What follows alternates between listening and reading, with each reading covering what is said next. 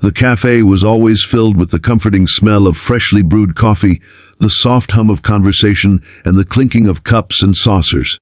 But whenever he walked in, the entire atmosphere shifted like a storm rolling in on a sunny day.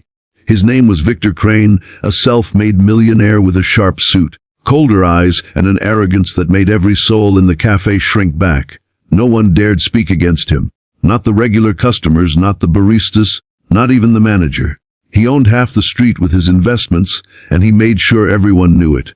His voice would slice through the cafe air, belittling staff, mocking customers he deemed beneath him, and tossing money around as though it gave him the right to crush people's dignity. One rainy morning, the cafe door chimed and a new waitress stepped in, balancing her nerves with the tray she held. Her name was Lily, a young woman trying to piece her life back together after a string of hardships. She needed this job, not just for the paycheck, but for the hope that maybe, finally, she could rebuild a sense of purpose.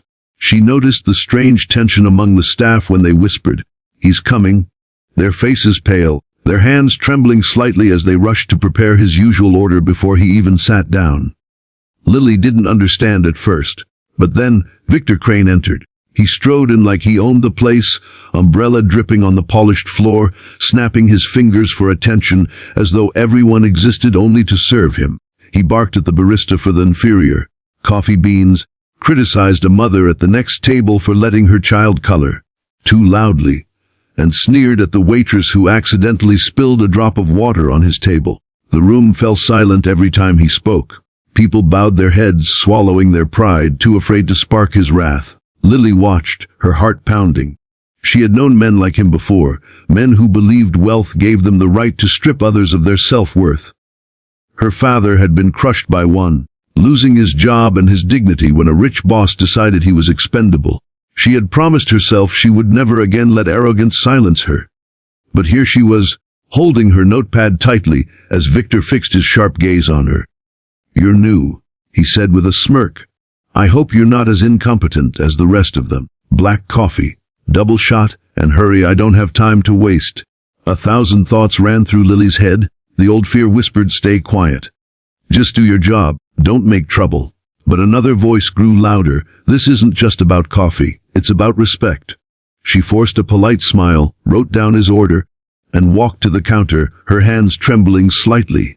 The other staff looked at her with wide eyes, silently begging her not to make a mistake. As she returned with his coffee, Victor deliberately stuck his foot out, causing her to stumble slightly. The cup wobbled, and though she managed not to spill, he clapped mockingly. "Careful, little waitress," he said loud enough for the entire cafe to hear. "Not everyone has the coordination for this kind of complicated job." Laughter escaped from his lips, but it was sharp and cruel. The cafe was frozen, every eye darting between Lily and the millionaire. She felt heat rise in her chest. She could stay quiet and keep her job, or she could stand up, not just for herself, but for everyone he had humiliated. She took a deep breath. "Mr. Crane," she said, her voice steady but carrying through the cafe. "You may have money, but you don't have manners. And manners are what separate people worth respecting from people everyone secretly pities." The cafe gasped as though the walls themselves had heard something forbidden. The silence that followed was heavy, everyone waiting for the explosion. Victor's face reddened with fury, his hand clenching into a fist. "Do you know who I am?" he spat. "Yes," Lily said softly but firmly. "I know exactly who you are. You're a man so lonely he needs to buy attention by tearing others down. But let me tell you something, money can't buy respect. And no one in this cafe fears you. They fear losing their jobs, their peace. But fear isn't the same as respect, and I refuse to serve fear." Her words cut deeper than any insult could have. The cafe, usually silent in these moments, began to stir. An elderly man at the corner table nodded slowly, whispering, "She's right." The mother with the child held her daughter a little closer, her eyes shining with gratitude. Even the manager, who had always stayed quiet, looked down at his shoes with shame.